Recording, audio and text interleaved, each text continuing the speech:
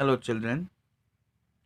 Today, let us do seventh chapter of Geography. The name of the topic is Our Country, India. India is a country of vast geographical expanse. In the north, it is bound by the lofty Himalayas, the Arabian Sea in the west, the Bay of Bengal in the east, and the Indian Ocean in the south was the source of the Indian peninsula. Here, boys, see our India, it is a country of very great extent, geographical, a wide continuous area. In the north of India, it is bound by the lofty Himalayas. The Arabian Sea is in the west of our India.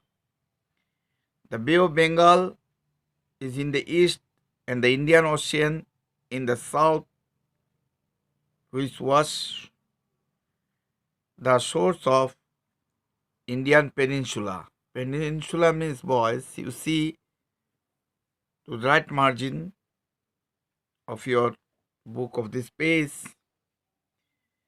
the peninsula is a piece of land that is surrounded by water on three sides.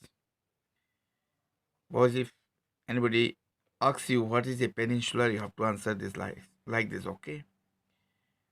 So, a peninsula is a piece of land that is surrounded by water on three sides. Our India's southern side, you know, it is a peninsula. It is because of towards its west, you have seen Arabian Sea is there. Then Bay of Bengal, Indian Ocean, which make it as a peninsula. India has an area of about 3.28 million square kilometer. So this is the total area of our India. The north-south extent from Kashmir to Kanyakumari is about 3,200 kilometer, and the east-west extent from Arunachal Pradesh to Kutch is about 2,900 kilometer. The lofty mountains, the Great Indian Desert, the northern plains, the uneven plateau surface, and the coasts and islands present a diversity of landforms. There is a great variety in the climate, vegetation, wildlife, as well as in the language and culture. In this diversity, we find unity that is reflected in traditions that bind us as one nation. India has a population of more than 120 crores since the year 2011. It is the second most populous country of the world after China. Boys, area of our country is 3.28 million square kilometer. You underline it and learn by heart this one. The north-south extent of our country from Kashmir to Kanyakumari, it is about 3,200 kilometer, and the east-west extent from Arunachal Pradesh to Kutch is about 2,900 kilometer. The lofty mountains means of grand and impressive height mountains the Great Indian Desert, the Northern Plains, the uneven plateau. Uneven means not level or smooth. Plateau surface and the coast and islands present a diversity of landforms. Diversity means here variety of landforms present here. There is a great variety in the climate. Here in our country, India, we find variety in the climate. It is different. One region's climate it is not same with other. Vegetation, wildlife as well as in the language and culture we find different from one region to another. In this diversity, in this difference, we find unity that is reflected in traditions that bind us as one nation. So, though that means diversity is here, but we find unity among us that is reflected in our traditions which bind us as one nation. India has a population of more than 120 crores since the year 2011. It is a old book, boys. So, dear, uh, according to the census of 2021, that means the data will change. But as of now, we find our country's total population is more than 120 crores since the year 2011. It is the second most populous country of the world. Remember this one also, boys. Our country, India, is the second most populous country. First one is China. That means after China, our country become the most populous country in the world. Locational setting, locational position. Let us see. India is located in the northern hemisphere. The Tropic of Cancer, 23 degree 30-minute north, passes almost halfway through the country. You can see there in figure 7.2. From south to north, mainland of India extends between 8 degree 4-minute north and 37 degree 6-minute north latitudes. From west to east, India extends between 68 degree 7-minute east and 97 degree 25-minute east longitudes. If we divide the world into eastern and western hemisphere, which hemisphere would India belong to? Here you see the location of India.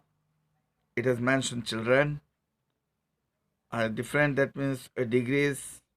It has given Tropic of Cancer. You find here. And regarding this division of degrees, I already told you this. Each degree has divided into 60 equal part, which is known as 1 minute. Again, each minute has divided into 60 equal part, which is known as 1 second. So, if we, here, if we divide the world into eastern and western hemisphere, which hemisphere would India belong to? Boss, it will belong to eastern hemisphere. Due to great longitudinal extent of about 29 degree, there could be a wide differences in local time of places located at two extreme points of India. It is because of great longitudinal extent of about 29 degree. So there could be a wide differences in local time of places located at two extreme points of India. She again the right margin of this page. Do you know? large countries which stretch extensively from east to west do not have a single standard time for the whole country. The USA and Canada have 7 and 6 time zones respectively. USA it has 7 time zones while Canada has 6 time zones. Do you remember how many time zones are there in Russia? Because it is 11. As such, the difference between these 2 points would be of about 2 hours. As you have learnt earlier, the local time changes by 4 minutes for every 1 degree of longitude. In our earlier chapter, we have learned that, boys. What we have learned, the local time changes by 4 minutes for every 1 degree of longitude. The sun rises about 2 hours earlier in the east, that is Arunachal Pradesh, then in the west, Gujarat. You have already read earlier why the local time of longitude of 82 degree 30 minute east has been taken as the Indian Standard Time.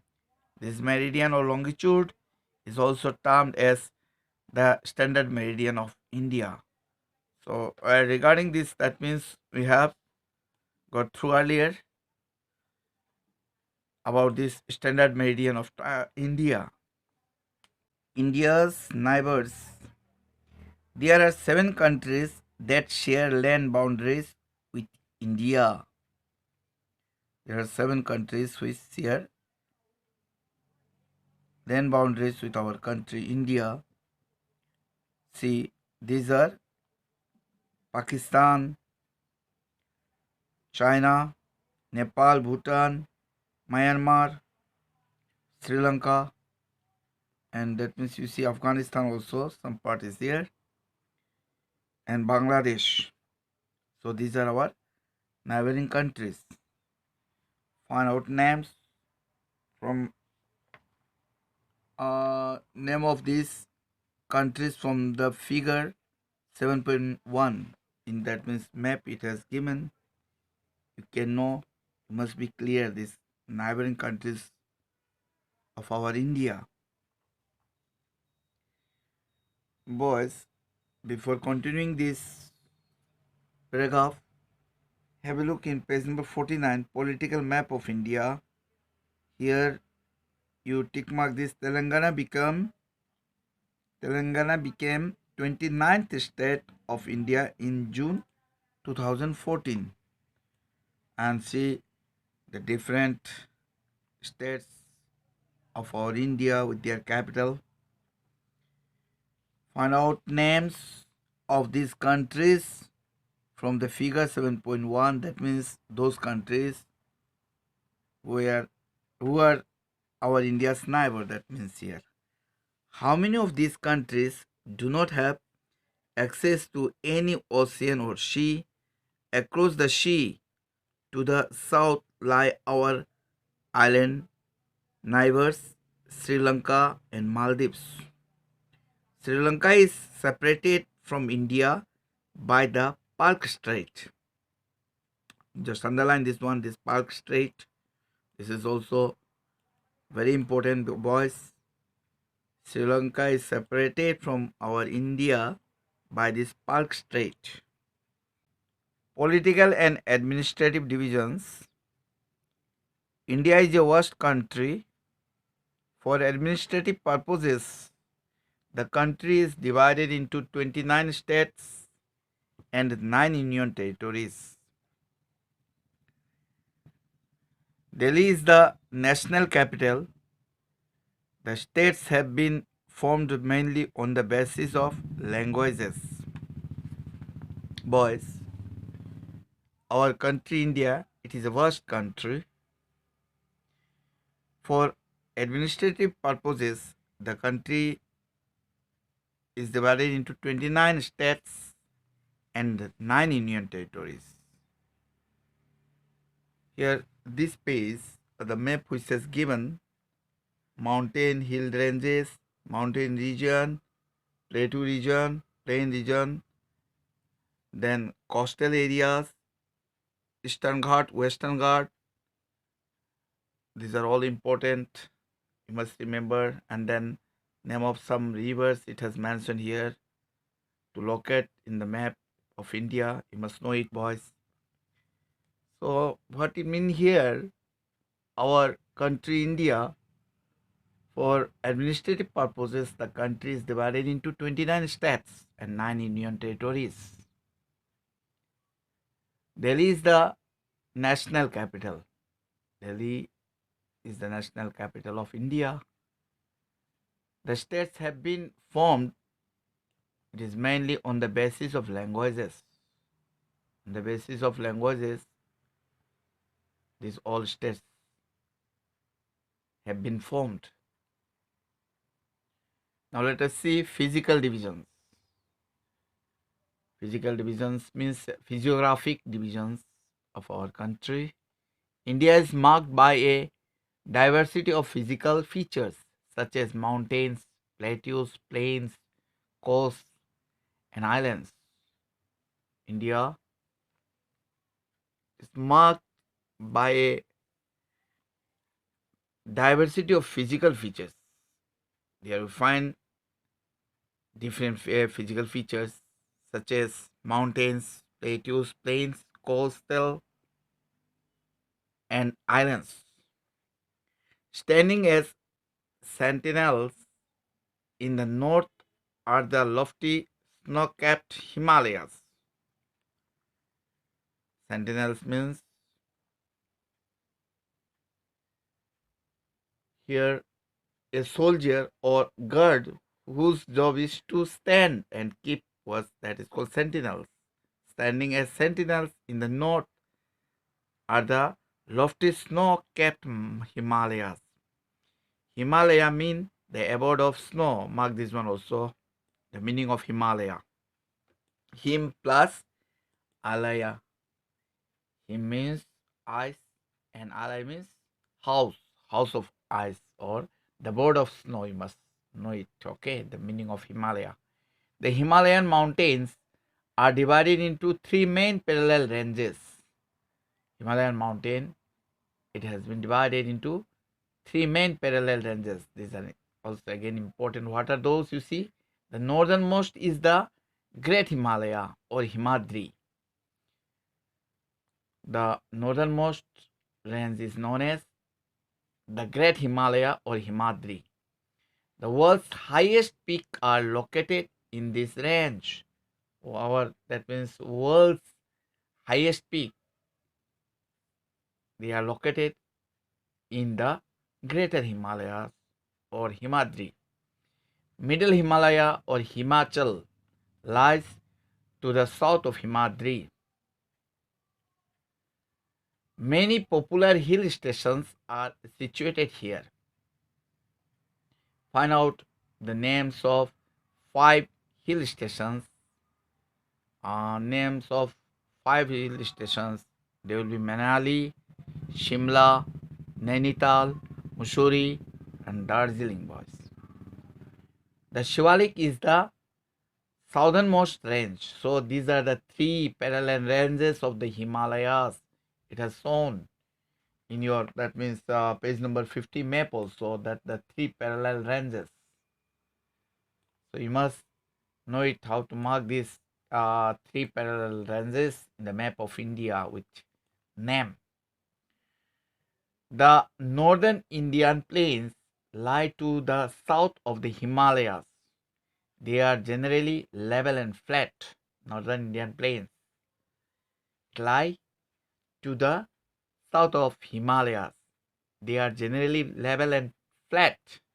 These are formed by the alluvial deposits laid down by the rivers, the Indus, the Ganga, the Brahmaputra, and their tributaries. Boys, you must know this. This plain is very fertile plain for growing crops. So it is formed by the alluvial deposits laid down by the rivers such as Indus, the Ganga, and the Brahmaputra, and their tributaries. Tributaries means their branches. These rivers plains provide fertile land for cultivation, for growing crops. This plain it provides fertile land.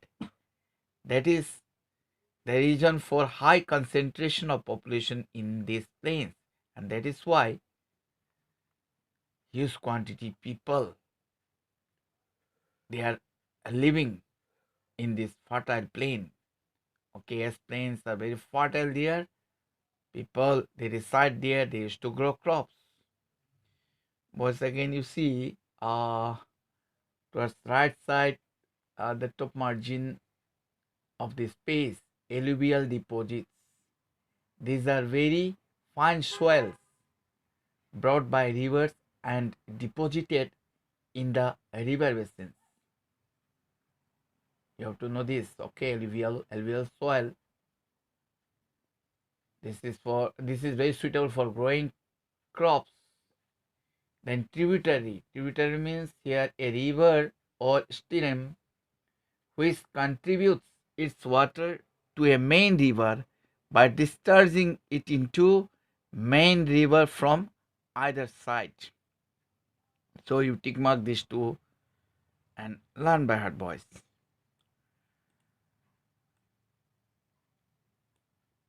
In the western part of India lies the Great Indian Desert. It is a dry, hot, and sandy stretch of land. It has very little vegetation. In the western part of our India, there lies Great Indian Desert.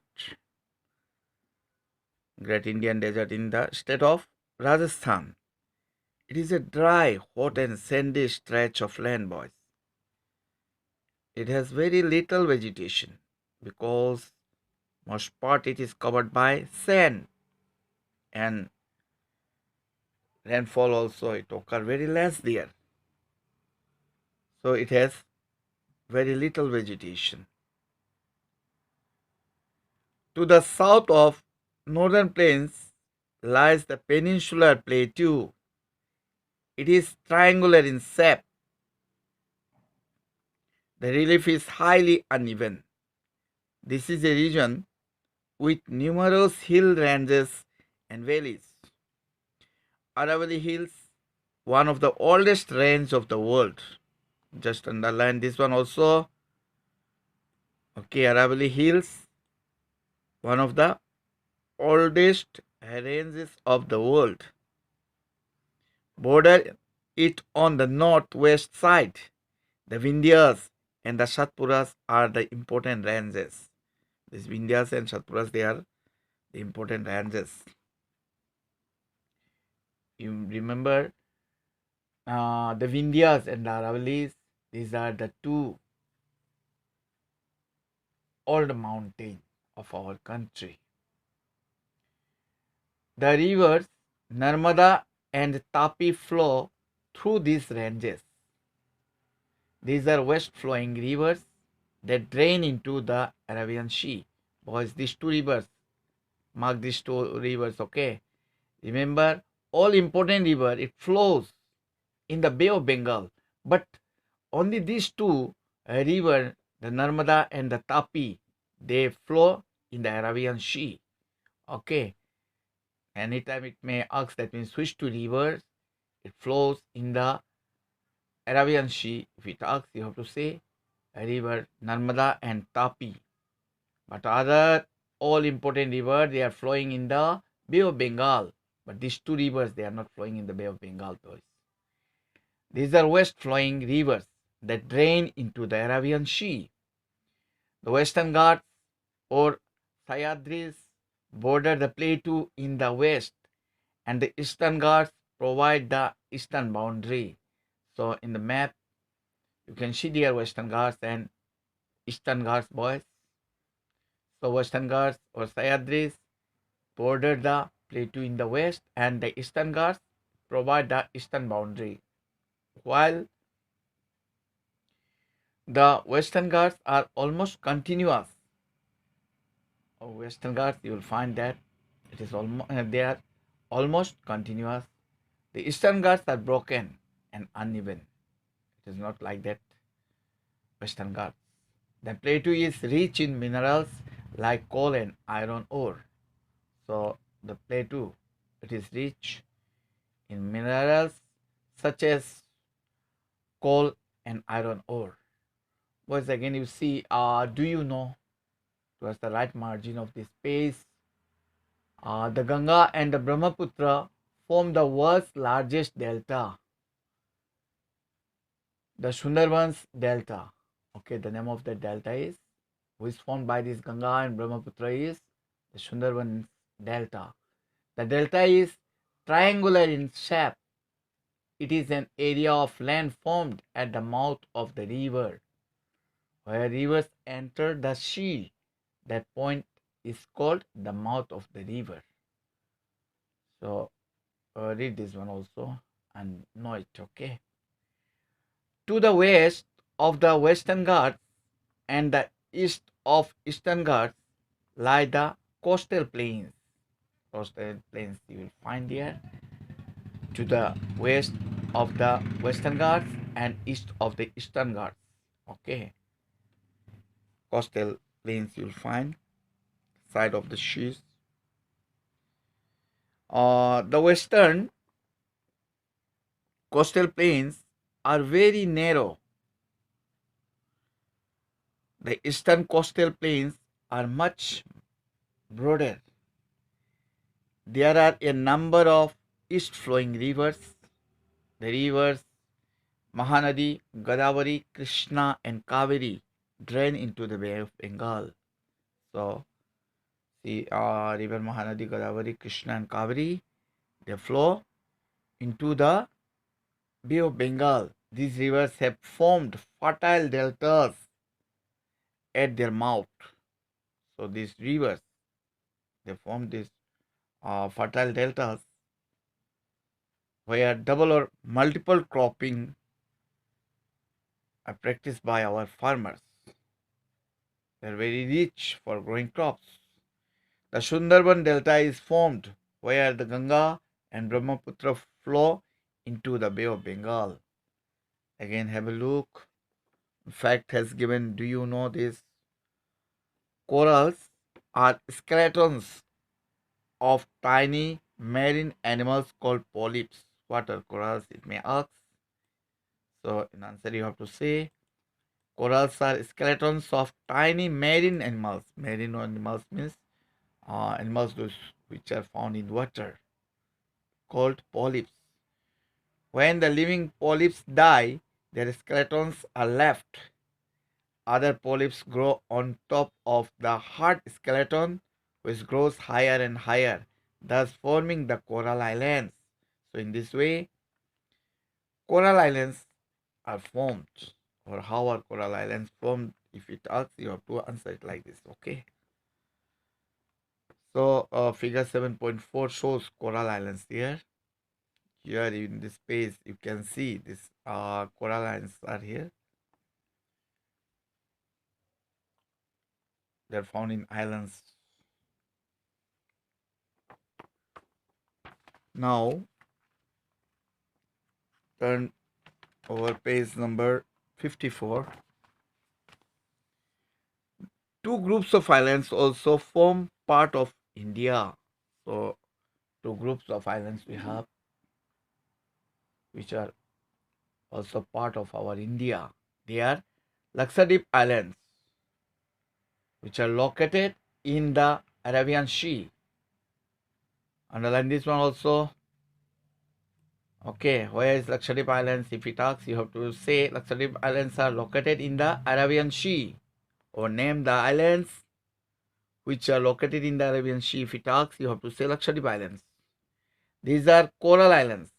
Earlier, I already told you what are coral islands, boys.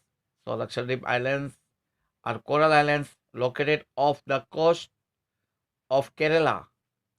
The Andaman and the Nicobar Islands lie to the southeast of the Indian mainland in the Bay of Bengal. So Andaman and Nicobar Islands is another group of islands. They are located to the southeast of the Indian mainland in the Bay of Bengal. Do you know which group of islands were affected by the tsunami in 2004? So sea wave which caused, that means they are in the year 2004, boys. This which is known as tsunami, it affected, and it asks here, do you know which group of islands were affected by the tsunami in 2004? It will be Andaman and Nicobar Islands. Because it says, as this tsunami it occurred in the year 2004, some part of Nicobar Islands which were sink, okay, which has gone inside the water and it never comes again out of water. So in the tsunami, many people died, boys. Find out through newspaper reports and by speaking to people how in different ways people faced this challenge when tsunami struck the Indian coast. Tsunami is a huge sea wave generated due to an earthquake on the sea floor. So mark this, the last sentence again. Okay, what is tsunami? If it asks, tsunami is a huge sea wave which is generated due to an earthquake on the sea floor. So here is the end of the chapter. Thank you all.